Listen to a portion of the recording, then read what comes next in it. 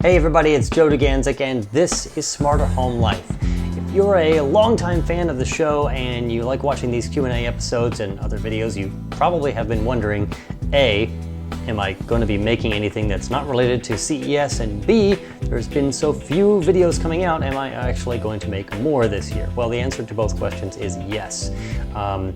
Just fair warning for everyone else, these Q&A episodes are a little bit longer, sometimes a lot longer when I have to play catch up than the other videos, so please be aware of that, but the times are generally listed in the actual video description and on the website, so you can skip ahead if you like. I have been, to kind of sum up the delays and whatnot, I've just been having some challenges in the personal lives, we'll just say, and got to keep the lights on and so to speak. So that has kind of diverted my attention from the show, and it's kind of an awful time for it to happen because it was basically happening right after CES, and there's so much additional things to talk about, not specifically CES related, but of all the products that came out and kind of the trends that we're going to see. I got to actually kind of talk to you about that in the most recent video, kind of the CES afterward kind of narrative video. But I've got so much more, and anyway, so things are going to still continue to be sporadic. Emails will be responded to a little bit faster than they have been. My apologies to all of you who waited for a long time for your responses. You have gotten your responses now, and also obviously the Q&As are coming out now. Videos are going to be sporadic throughout March until we get to about early April. We'll be approaching in the middle of April, the 3rd anniversary of the show. That's going to come with some cool stuff. We're going to have a giveaway. There's going to be a new campaign that is going to start the process of moving the show from being really a part-time venture and being sort of semi-advertising supported and somewhat by the fans to a nearly 100% or entirely 100% fan-supported venture with the videos on YouTube and also on the website. That is made possible by Patreon. We've had some new people come on board. I'm not going to describe the entire thing because that's not the purpose of this video, but obviously I do like to thank some people, so I want to just thank, and if I pronounce your name incorrectly, it's either Pale or it could be Paye, Warren and Jonathan, who joined as patrons of the show over the past couple of weeks. And so thank you to you guys. Those people are making regular contributions financially to keep part of the show going, and eventually it's going to be to help the entire show to go go forward throughout 2017. So thank you to everyone who has been supportive thus far, all the existing people who are supporting the show and the new ones. If you want to help out starting right now, which would be awesome, a new little address to just make it easier to go and to help the show out, supportshl.com. And obviously for you, for questions and so forth, it's harder and harder as it's a problem with the show in terms of it gets more popular, and then it's harder to answer all the questions via the comments, and YouTube makes it a terrible way of actually managing the comments. So the best way to get a hold of me is questions@smarterhomelife.com, and then I try to get to those in a timely manner, and then the best ones go on these Q&A episodes. So the other thing is there's going to be 2 kind of fun Easter eggs in this particular video on LED lighting, and I'm not going to mention when they're going to happen. They're not in the video description, so you have to watch, obviously, the entire thing to see them. So that is coming up in just a little bit, and so now on to your questions. Okay, so the first question on LED lighting, this one, of course, really on smart lighting, is from Eli. Great job on your videos. Thank you so much. I love these comments and emails. Everyone is so very supportive of what I have done with Smarter Home Life. So thank you. I always love reading your emails, even though I haven't been able to get back to them as quickly as possible. But thank you so much for your kind words. Can you change colors of Hue bulbs without using IFTTT? IFTTT is the cloud-based service that lets you automate some things one at a time, unfortunately. I wish it was if this then those, but it's if this then that, kind of like if this happens then do this thing. It's free and it supports a zillion different services.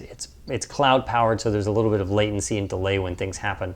So he's saying this because our good friend Alexa Still doesn't know how. Amazon, please fix this. It's actually your problem. This has been actually documented by various people who have done the research.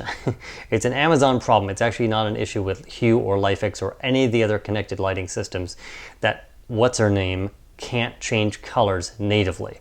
Now, of course, her good friend, her BFF, Google Home can do it, right? I've demoed that, right? No problem changing colors by voice. Same thing with good old, what's-her-name on Apple and HomeKit. No problem at all.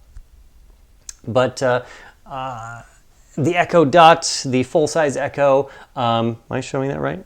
No, it's upside down. The Echo Dot, the full-size Echo, any of the Alexa-enabled services just can't do it natively. It can be done through helper services and weird plugins and skills and things, but that's not a good experience. So Amazon, please get on top of this. Users, people are emailing in, and I get emails at least once a month, if not more often, about these questions, about these challenges. So it's an Amazon issue. I actually am predicting that there's going to be an overhaul this year because what's-her-name is just not good at doing certain things. She's not a home automation system. She's an assistant, and like all of them are, except for HomeKit, which is actually really a home automation system, even though it's limited. I think the competition now between the upcoming system from Samsung, which is based on Viv, which they bought last year, which was made by the founders of Siri, and the Google Assistant, I think we're going to see some good competition. Amazon's going to have to step up their game on the back end. It doesn't require you buying a new Amazon Echo device, as it's all powered by the cloud. I think we're going to see some major improvements there on the smart home front, and also on just the usability of it, and it being able to recognize things in different ways that you say it, because sometimes it's just not that good. So anyhow, the answer is it's most likely coming soon, but you still can't do it at this point. His second question, would you recommend the Hue dimmer switch or the Hue tap? That's important. I have a saying, I was saying this used to be like the trifecta of like home automation control. It's really actually 5 pillars of controlling things in your smarter home.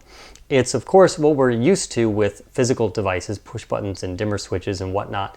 Now we've got voice control. We obviously have apps. Obviously there are also sensors. That's like the magic. If you know, you have a water leak sensor next to your water heater and it starts leaking, you're going to get a notification so you can take action on it. And of course, geolocation, which some people could say that's really a sensor, but those 5 pillars. But the ones that are still most important are things such as physical devices. And specifically with lighting, when you want a light to turn on, a primary light or a set of lights in your home that are not accent lights or lights that you just use now and again, you want to press a button, right? You know, you want to press a button and have things happen. In fact, I'm pressing it and I forgot that it was tied in with one of the lights in front of me, and it's kind of like being weird. But anyway, so it's actually working. There's the first demo, the accidental demo of the Hue dimmer switch. This is a magnetic device. Kind of clicks in. It's got magnets on the back that also can sit on a magnetic surface like your fridge or something, or you can use some double-sided tape to stick it to a wall. This is great. It's about 24 bucks. Only works with Philips Hue, but it is a good solution, and it will cycle through some different scenes based on you tapping the on button, and it has dimming and brightening, and you can turn everything off that's connected to this particular switch. The Hue Tap is a device that doesn't use any batteries like this guy does, still uses Zigbee. It generates sort of a pulse of energy through the physical actual pressing of the button, which there's 3 buttons, and then this external, this full faceplate actually acts as a button as well. So this is a cool device. Both of these are not new. I just haven't reviewed them. So reviews will be coming soon. They only work with Philips Hue, but very important for primary lighting control. If you're putting smart bulbs somewhere that are not on a switch, it's going to be difficult to access or turn on and off unless you can do it by voice or through apps, which I don't think are perfect ways to do things when you need to trigger something immediately and you expect a light to turn on like it used to with a regular old-fashioned on-off switch. So I think physical controls like these and others that I'll talk about in upcoming There's other questions that I'll talk about physical switches. It's really, really important. So I think that is the answer. I believe that Amazon's going to have to step up their game this year, and I think they will. And so there's that. So thank you, Eli, for your question, and on to the next one. The next question comes from Dion. Love your to-the-point videos and hope you have a similar answer for me. Thank you for your kind words on the, and many of the videos are a little bit more to the point now, because aside from these Q&A videos, because people said they needed to be a little bit shorter. So anyhow, I've been using my LIFX 1000 bulbs, that's the generation before the new ones that came out just this past November, for a little bit more than a month now, and I must say I'm often left frustrated. I'm going to paraphrase because he had a long message here. He's basically talking about that the LIFX bulbs sometimes will time out. They will disappear from not the list, but they will simply show that they're unavailable. And the only way, and I've had this trouble myself, absolutely, the only way to actually get them to respond usually is to power cycle them. And if you have them installed somewhere that is in kind of like a hidden or a recessed can that's not on a switch, and you've got to dig out, you've got to dig out a ladder to get up there and unscrew it, screw it back in, it's really not a good experience. From my experience, this happens intermittently. There seems to be no rhyme or reason to it. It doesn't appear to be anything with their older or newer generation bulbs. It's just weird behavior. Let's go on. Updated all the bulbs firmware. Yep, doesn't seem to. It seems to get better a little bit with the latest firmware, but it doesn't completely solve it. Tried Wi-Fi on a different channel, had no impact on the reliability.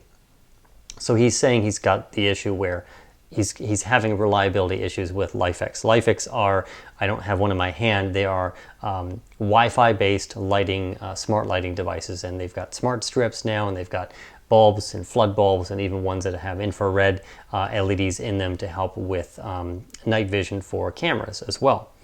My question is it worth going to the Philips Hue? They don't sell them locally. He's from South Africa, so love getting these emails from literally across the globe. It's fantastic. I would have to import them like I did previously with other products. Not a big fan of Zigbee. He had a bad experience with Control 4 lighting, so your advice would be appreciated. Thank you and regards. Well, again, thank you for the question. So this is where sometimes when you take a technology such as Wi-Fi and you adapt it to something else, sometimes you can have a problem. Now, some would say, well, Wi-Fi is reliable, like we use it, it's ubiquitous everywhere these days.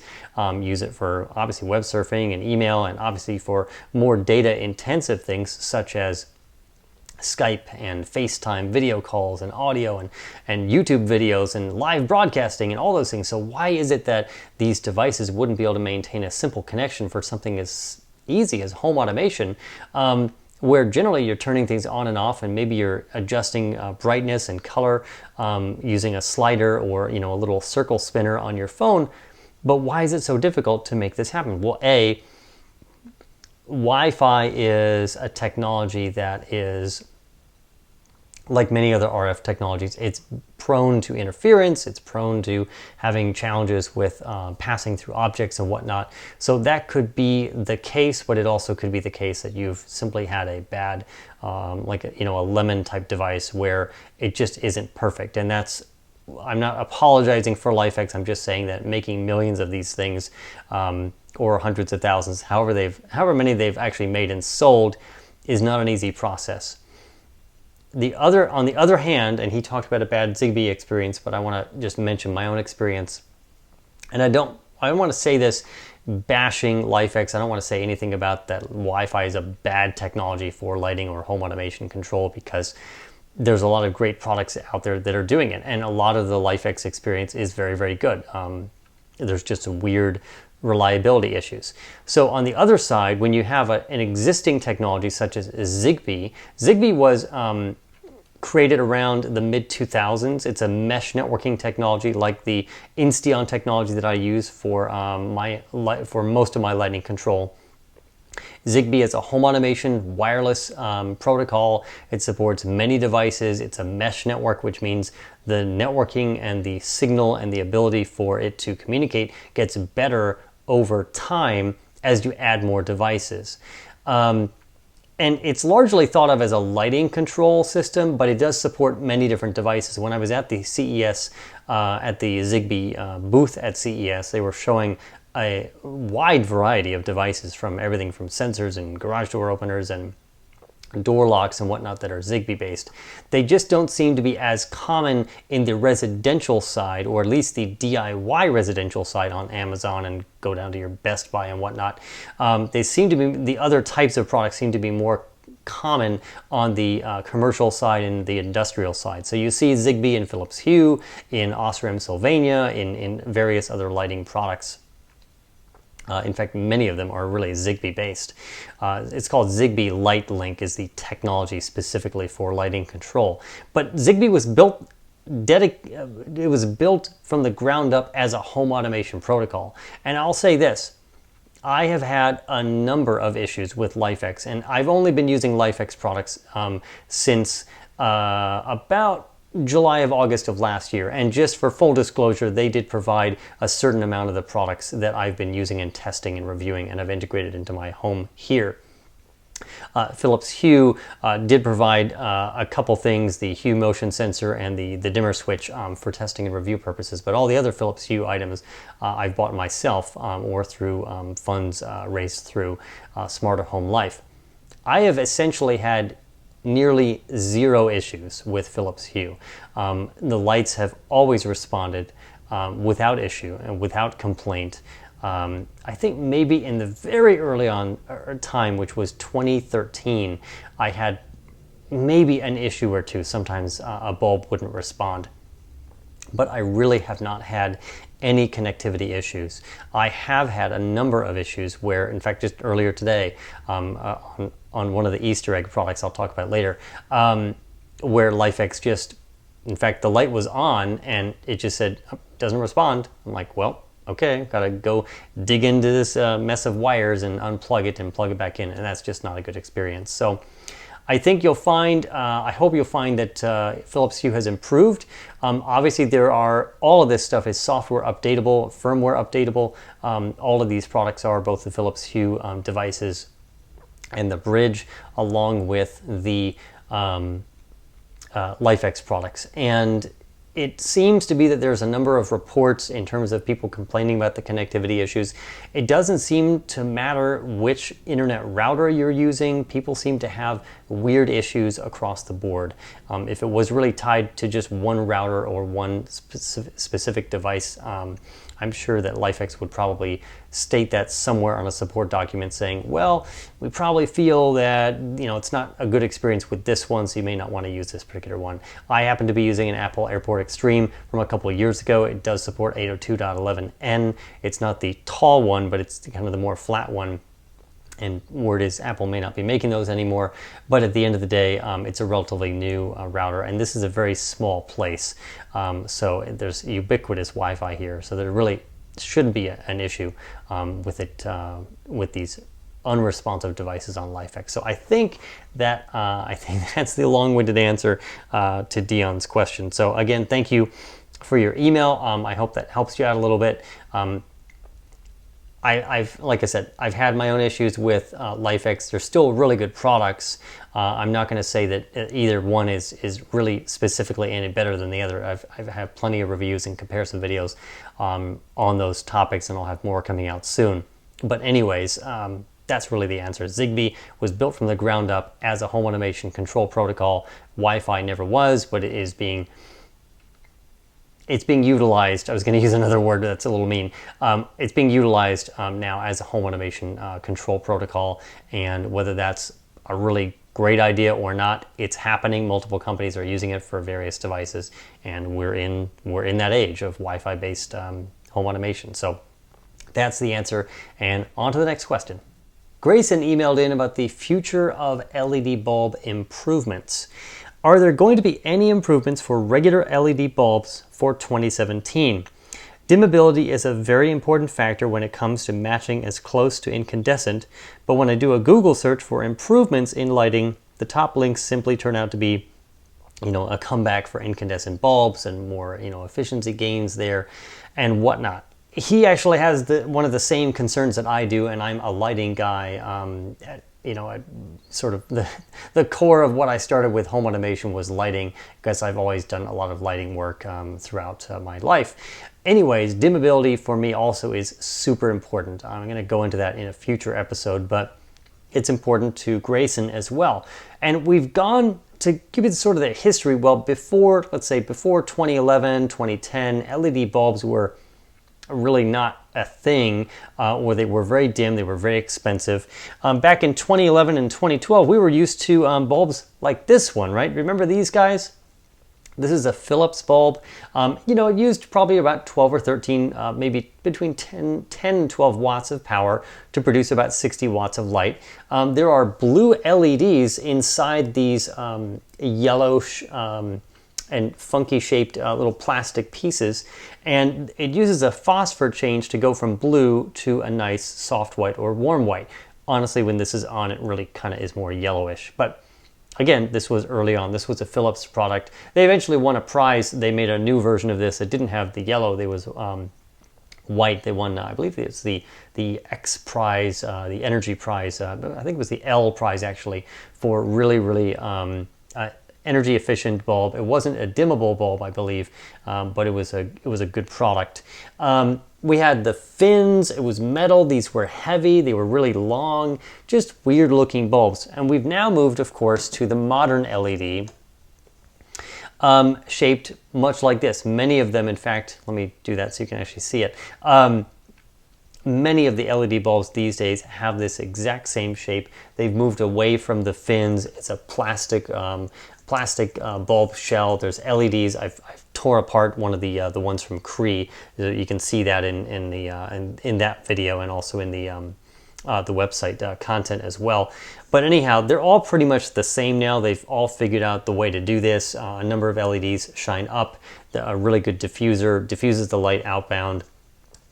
This part gets hot, and there have been various companies who've done this a number of different ways over the years. But so we made tremendous strides starting in 2013. The Cree bulb dropped prices. It made LED bulbs a thing, and today they're really a commodity. You can go out and get a multi-pack of LED bulbs from a few different manufacturers for usually $3 to $5 each, and because they're going to last, or they're supposed to last, over 20 years depending on use, that's a pretty good investment, buying something that's worth about $5 that's supposed to last about 20 years. So what are we going to see improvement wise? Efficiency gains, I really don't think so. Over the past couple years, the efficiency of LED bulbs has gotten better. The light output has gotten better, which is the CRI. It's the color rendering index of how good something looks compared to a standard light source, that being an incandescent light source. Or some would say just compare it to the sun at noon. But anyways, I think we're going to see more gains in the area of dimmability, like he talked about, but trying to match the dim curve from an incandescent bulb to an LED bulb is really difficult, and the main reason is because, well, they're completely different technologies. One uses a burning filament, and the other uses glowing solid state semiconductor devices. LEDs are light emitting diodes, so it's a totally different technology. The other challenge is when you get down to the very, very low dim levels. I mean, these bulbs are using what, 8-9 watts of power total, and the manufacturers test with various dimmers. They can't guarantee performance with all of them, obviously, and the bulb makers don't make dimmers unless they make smart bulbs and they put everything into one package, and then you get pretty good results because the same company is making both ends of the product, or both ends of the system. But anyways, you'll see some improvements. We have seen vast improvements over the past 2 years with low-end dimming and dimming to where when you bring something on from zero, a dimmer from zero up on a LED bulb, that it gets better. That it doesn't quite pop on up to like 20%. It'll actually nicely come on. You tend to see that in more of the high-end bulbs. The commodity bulbs, which, well, they're a commodity. They're just trying to make smart light bulbs, but they have to kind of listen to people like myself and other consumers who have said, we want dimmable bulbs. We want them to be beautiful and flicker free and not buzz and so forth. They've largely solved those issues. but the industry still isn't quite there yet. The other thing we've seen sporadically with a couple products that I've reviewed, including the Cree candelabra from a couple months ago, is the color shift, where you go from a soft white at full brightness down to a more really, really warm glow down to, once you get down past 65%. And the bulbs that do it best are the ones that actually do it gradually. There are some bulbs actually up in this ceiling fan fixture by Philips that either they're reacting strangely to my dimmer, which I tested separately. They weren't. They have a weird state where they jump from one brightness and also from the soft white down to that warm white at about 50%, and it's an abrupt jump, and it's not very good, even though the light quality is good. So it's a little bit all over the map. I've been saying that they're going to be solving this soon over the past couple of years. I think 2017 is probably the year that, again, we're gonna see that. And there's enough complaints out there that the manufacturers know what they have to do, and they've done a good job responding to people. I think that's probably about it that you're going to see. The majority of development, I think, is going to be happening on the side of smart bulbs. That's where part of the industry is moving, because people want this, the smarter home technology. So many companies have been introducing these smart bulbs. Not that traditional lighting is going away anytime soon, but down the road, we're going to eventually see a jump to OLED. I've talked about that briefly. OLED, of course, known for the displays on Android phones. Most of the Android phones are OLED technology. You see it in some car stereos. And of course in some TVs, it's a technology that is the display emits light without a backlight, and it can be applied to general lighting when it's kind of overclocked in terms of it really, really, really bright. That technology is still in its infancy. There's a handful, and I mean probably like 4 or 5 OLED products out there, but they're integrated lighting products. They're not actually like bulbs you can buy and just screw in and you're done. That market's probably 5 years out, but you'll start to see additional news probably within the next 18 months about products that might be coming soon. So let me just kind of take a look at this just to be sure, but I think that pretty much wraps it up for your question. So thanks, Grayson, for writing in. So Mike writes in, again, asking about smart lighting and some switches and whatnot. And so Joe, great content, website, videos, Q&As, all top-notch. Thank you so much, Mike, for your kind words and comments on the videos. I really appreciate it. I was looking for your opinion on what the best route for someone who doesn't really care about color bulbs, but wants to be able to control all the lights via Alexa. My first option is to go with Hue. And Hue or LIFX or any of these smart bulbs, if you're gonna just replace all of your lighting, it's an expensive proposition, but I'm sure you know this. I chose Hue over LIFX for one reason only. Hue resets back to white, just standard soft white light at 100% brightness if you cut power. Like if you put Hue lights on a circuit or a set of can lights that is on just a regular switch. Please don't put smart lights on dimmer switches. They don't work, except for one of the new upcoming Sengled products. I'll be reviewing once it's out. They claim to actually have a smart LED bulb that actually works in conjunction with existing dimmers, but we'll see how well that actually works in practice. But for now, Hue and LIFX, don't put them on dimmers, please. Hue resets back to white, and LIFX bulbs reset back to their last set brightness level and color, either a white color temperature, warm white, or a cool white, or any color of the rainbow. And he's saying, and I'll reference, he has a wife who is not necessarily as tech savvy as he is, and he doesn't want to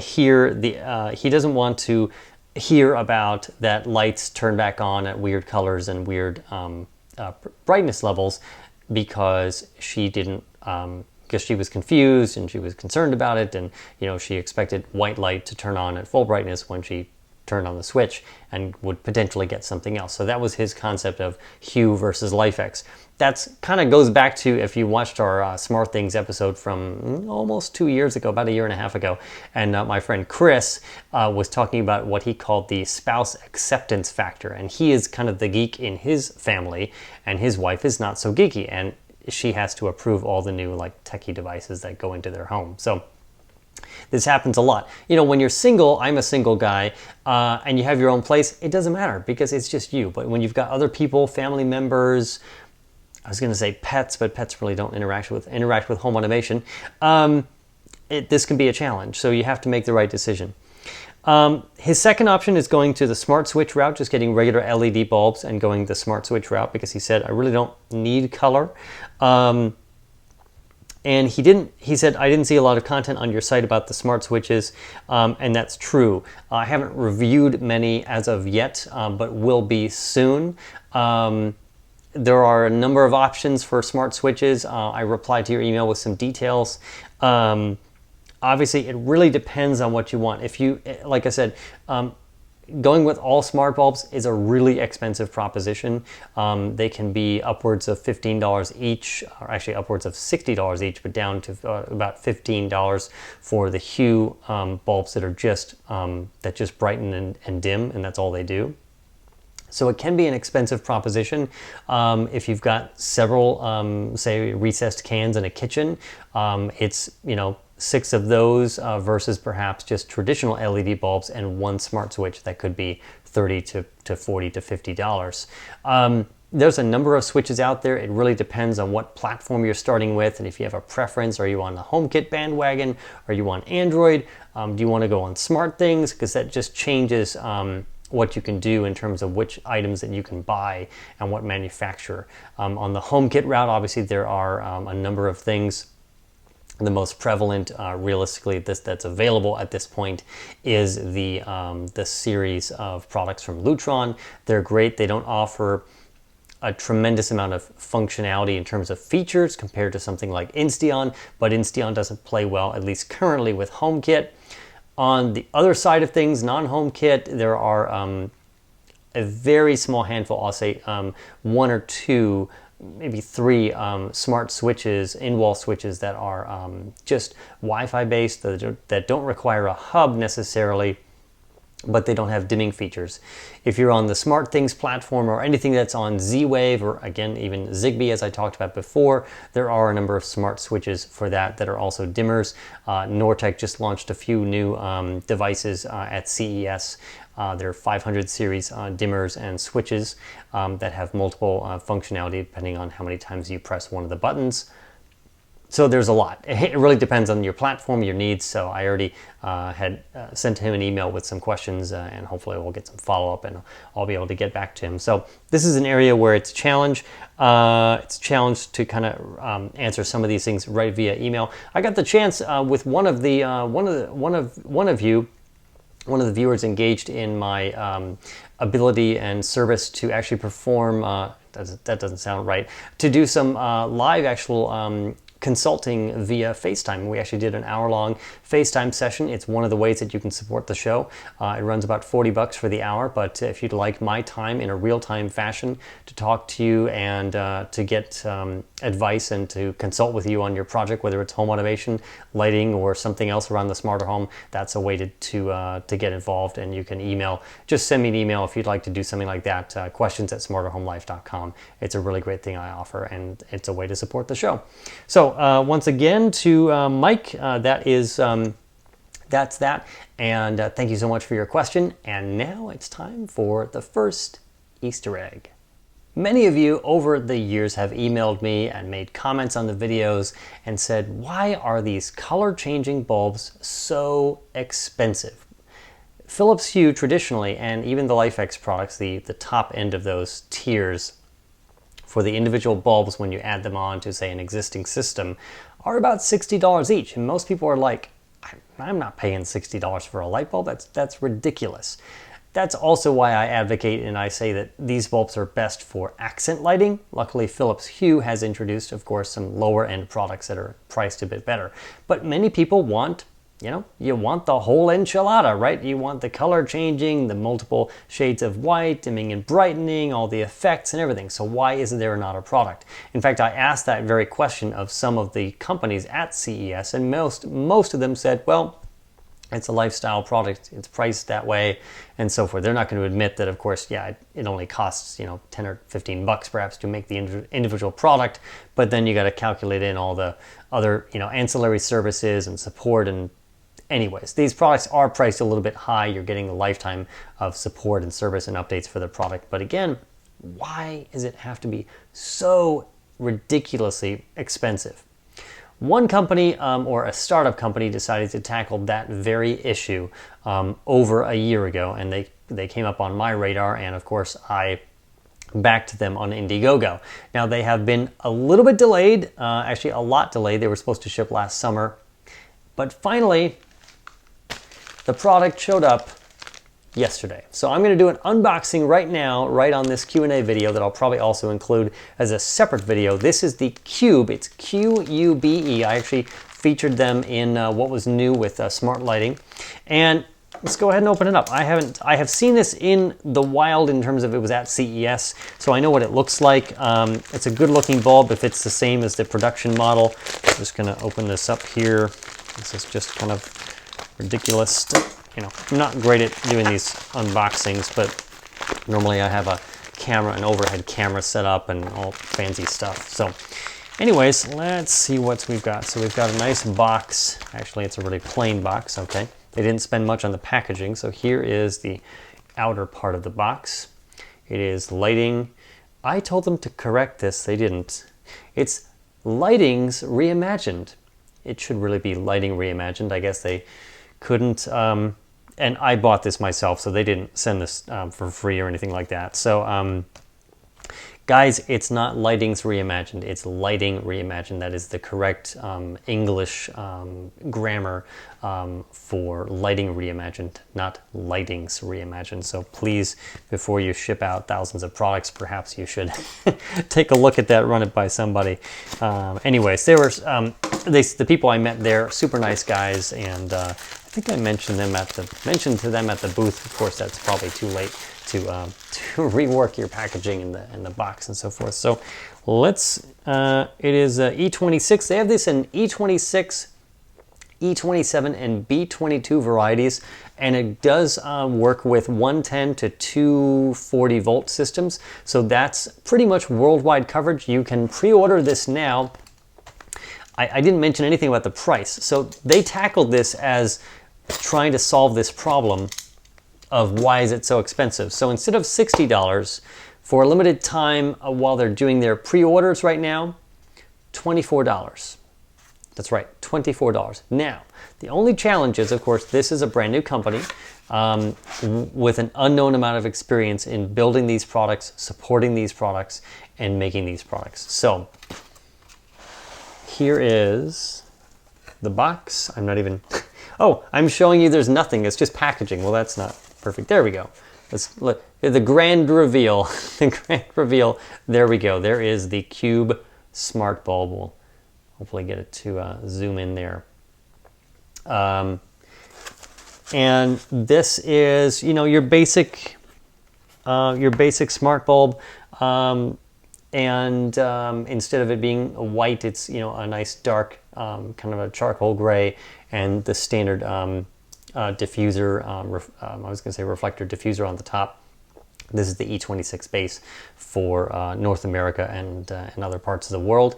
I am going to be testing this right now. It is oddly not available for iOS, Android only right now. They say that that's going to be resolved within the next week or two, so we'll see if that happens. They have been delayed. They also introduced at CES and launched a new Indiegogo campaign for a lighting smart strip, and that is also going to be $30 or less. That is supposed to ship by this summer, and we'll see if they actually make that deadline, and we'll see how this is. My experience at the CES booth with this was that the color fading and the dimming and brightening happened kind of in large steps. Wasn't a great experience, but the colors seemed to be pretty good. So I'm going to play around with this and put out a little bit of a first look video, hopefully in the next couple of days, and show you the app on Android. And otherwise, this is the brand new sub $30 Wi-Fi connected smart bulb from Qube Smart Home. This is going to eventually be compatible with Alexa and also with Google Home, but right now it is just Wi-Fi, just works with their app, and but again, cloud-based, all the things that you can expect Being cloud-based, setting up schedules, proximity, it can do that via Bluetooth. All the usual suspects and features that you would assume would be in a smart bulb are in this, and it's a Wi-Fi product, and it's less than $30 each, which is pretty cool. So that's it for this little section, this little Easter egg. The second to last question comes from Chad, and Chad writes in, "Hello Joe, thank you first of all for all the great videos. Thank you so much. I love making them. I really enjoy watching them and learning about each product without having to buy them first. That is part of the goal of introducing products to you that you can evaluate without spending money on them and then figure out what's best for you. So thank you for your kind words. I was wondering if I could get your opinion on whether I should get Hue lights to start or a SmartThings hub first. Sorry if you've already covered it, but I haven't made it through all of your videos. That's understandable because there's more than 125 videos. Many hours to watch and many articles and whatnot on the website as well. I started off basic and now I'm hooked. I got the Dot. I don't know if he got the second generation or the first generation. This is the first generation from about this time last year, the Amazon Echo Dot.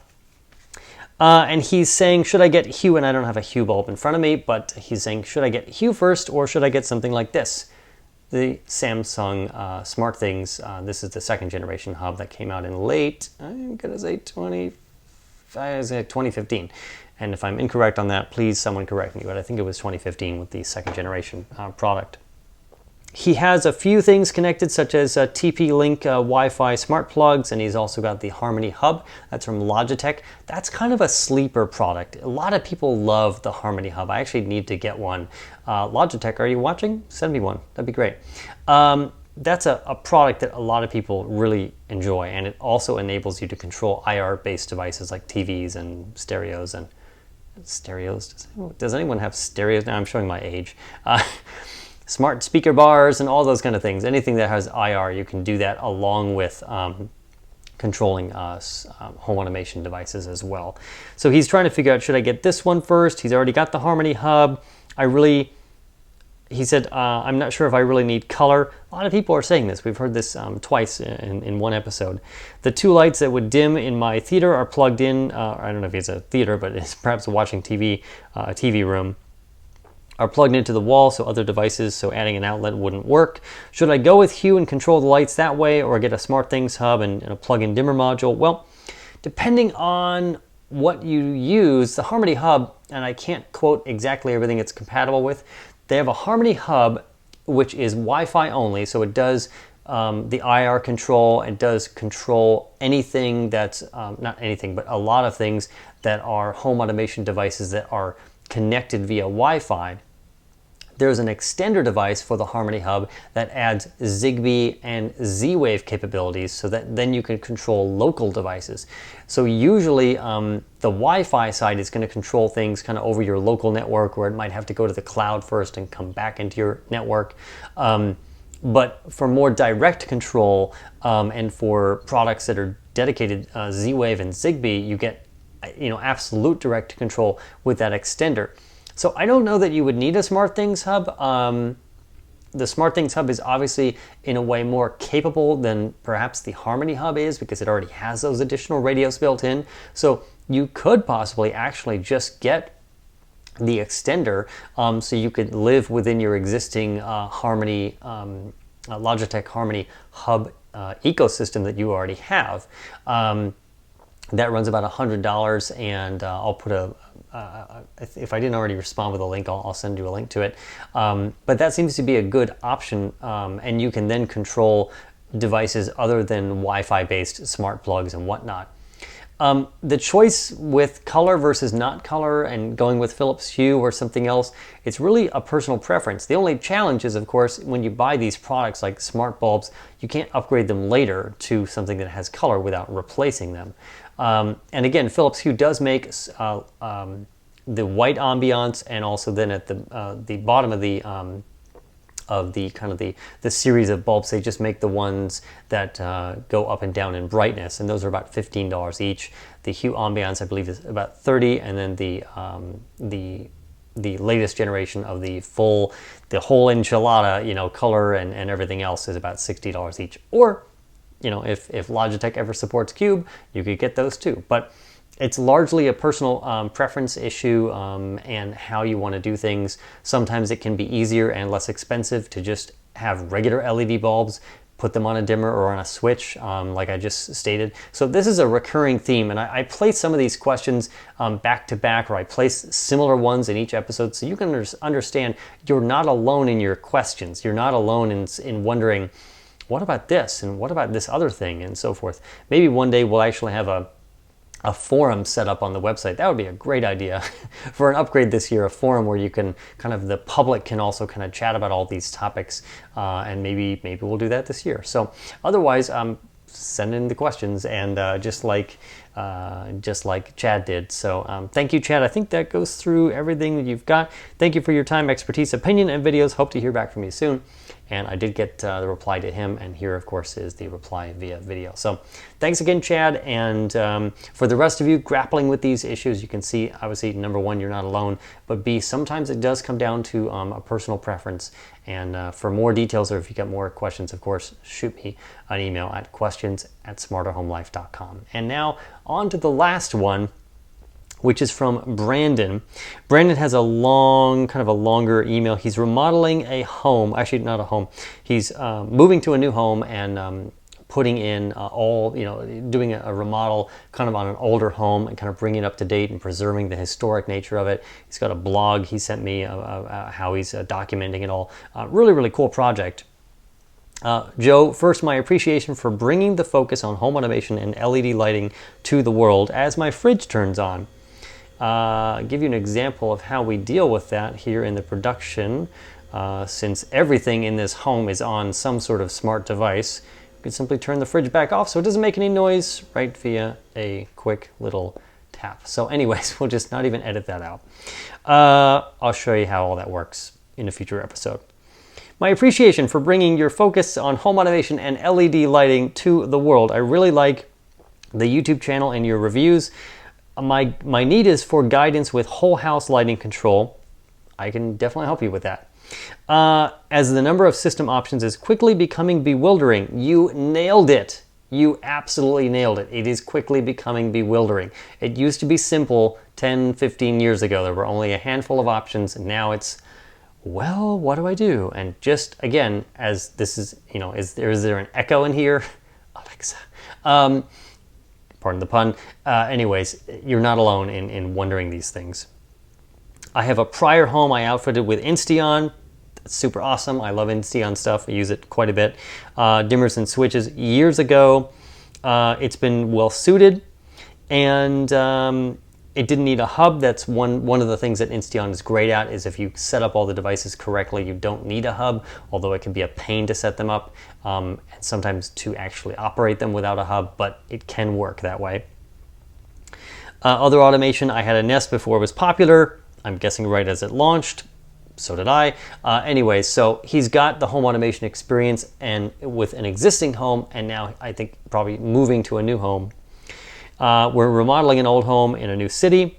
We want to put in smart lighting controls. I care about the quality. That's excellent. The quality of controls, very important. Don't chintz out. Don't cheap out on the quality of the devices that you put in, because you'll probably hate yourself later. The ease of use installation. I'm willing to start over with a new brand. I'm finding it impossible to choose. Do I go with Z-Wave, Insteon again? Lutron has some great stuff. I responded to his email in a nicely kind of lengthy email. Most of my light fixtures are vintage chandeliers. I'm going to be using the Cree Candlelight candelabra bulbs that I had reviewed a few months ago. That's super. I think they're great. I think it's a great product. I like the idea of having a couple of color changing hue bulbs in a few places. I don't mind using a few iPhone apps. And I don't know if you have guidance. So he's kind of asking a few things, but kind of along the similar topic of, well, what do I do? What do I, is it, with lighting control for traditional lighting, and then we've got smart lighting. Of course, there's the home automation side. So this is a big one to answer, so I can't really answer this on video. And it was hard to answer it in one kind of email. This might be, again, a good idea for a live video consulting session to see what you're really doing. Anyways, All right, so I've talked about this, and some of you have emailed me about this. I really like Insteon for lighting control, but the challenge is that for those of you who are in the HomeKit world, who want to do everything with HomeKit, Insteon isn't great for that because their hub is just not that great for HomeKit. And they haven't updated the app in 2 years. It's not great. They have another hub that's just the traditional hub that does work with the Echo. Probably soon will work with the Google Home. Their hub doesn't do everything that their products can do, just because they're trying to keep it simple. But of course you can schedule lights, you can do many things. Insteon's compatibility and dimming features for the price can't be matched at the price level with any other product that I'm aware of. And by me saying that, someone will say, well, have you heard of this thing? There may be some that even the recently launched ones from Nortek that may also be on par feature-wise with Insteon for, say, Z-Wave installations, like on a SmartThings or a Wink Hub or whatnot. But anyways, Insteon's been great for lighting control, but bringing Insteon into a connected world and expecting the same level of functionality that, say, I have here, which is highly customized, may not be possible for everybody. Your other solutions, if you want to stay in the HomeKit world, it's a little pricey, unfortunately, and again, it's one of these, they're setting the prices based on this being a lifestyle choice. iDevices just launched some in-wall switches and has a upcoming in-wall dimmer that is supposed to be rock solid. It's HomeKit compatible, so it's going to work with Siri. Their products also now work with the Echo devices and what's her name. And let me go back to your email real quick just so I don't miss anything. So again, he has the same thing in terms of saying, well, whether he wants to have hue lights in certain places versus traditional lighting. And he's going to use quite a bit of traditional LED lighting.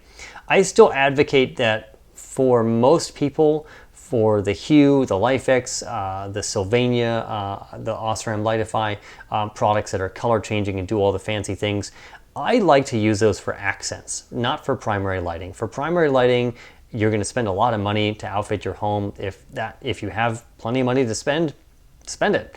You'll love it. But at the end of the day, I think it's best for accent lighting and non-primary use. That's traditionally what I use. About 80 to 85% of my lighting is all traditional LED that's on dimmers that are connected into the home automation system. And the rest of it, which totals about 6 or 7 products, are color changing or they have some smarts built into them. That's just the mix that I have, and that's just kind of the way of it. So it's hard to answer the whole thing over a video here, but I'm sure we'll probably go back and forth via email. And so again, thank you for your kind words and your email writing in. And that, of course, is from Brandon. And now for the second and final Easter egg in the final little segment of this LED lighting Q&A. So you may have noticed, if you're an avid fan of the channel and you watch all the videos and so forth, that sometimes I make changes. You'll notice that there is a new smart lock on the door. That is the Kwikset Premise smart lock that works with HomeKit. I am testing it, but I've got some door alignment issues I'm working with. Smart locks will not solve that for you. If your door doesn't if your deadbolt doesn't turn easily now, it certainly won't with a battery-operated motor behind it. A review on that coming soon as well. And then another product that I talked about in December, I did a review and I said there was going to be some info coming up about the installation of the product and how I was going to use it. And that is now to where it is. And you may notice behind me, in terms of the setup, something else is changing, that there is kind of a regular adjustment of color and whatnot. And you may be wondering what is going on back there. And there's not a tremendous amount of videos that show off the entire, what is the entire place. There is going to be a tour coming up of the Smarter Home Life home studios, so to speak, probably in April. But anyways, let's switch over to a secondary camera that is a wide shot. So what you're seeing is the LIFX Z. This is the multi-zone smart strip from LIFX that they launched back in the fall, and that is installed using some specialized but very, very simple little steel metal plates and magnetic tape, and it's attached to the very edge the back edge at the top of that track, which supports some IKEA curtain panels, which at different times of the night, not really during the day, they can make it appear that that secondary door back there kind of disappears, and it's not kind of a, not a bad feng shui to have a bookcase in front of a door, even though that is the case, but it does make it disappear, at least on video, and sometimes it suspends the belief even for me when I'm here. So that's part of what it is, and I wanted to enable some additional kind of cool lighting effects back there. That is really it for this ridiculously long Q&A. If you've made it through the entire thing, congratulations. Leave a comment that you made it through the entire video, probably about an hour and 15 or an hour and 20 minutes. That wraps up the questions from the past couple of months and gets us up to speed. There'll be one more video coming out on the home automation side for questions, and I will have more information and documentation, or a nicely documented video on the setup and the installation of the LIFX Z Smart Strip into that track back there, coming soon as well. And look for all the other nifty stuff with the new campaign and the 3rd anniversary, and a giveaway from a particular new security product that I've been talking about, or actually have been reviewing and testing for about the past month or so, that I got through one of our partners from CES. So I'll let you guess on what that might be. All kinds of cool stuff coming soon. Videos sporadic throughout March, and then amping up again in April. So other than that, send in your questions at smarterhomelife.com. If you wish to support the channel and help keep things going throughout 2017, and to move us toward an entirely fan-supported endeavor, that is support shl.com. And otherwise, I'm Joe DeGanzik. Make your home a little bit smarter every single day, and I'll see you next time.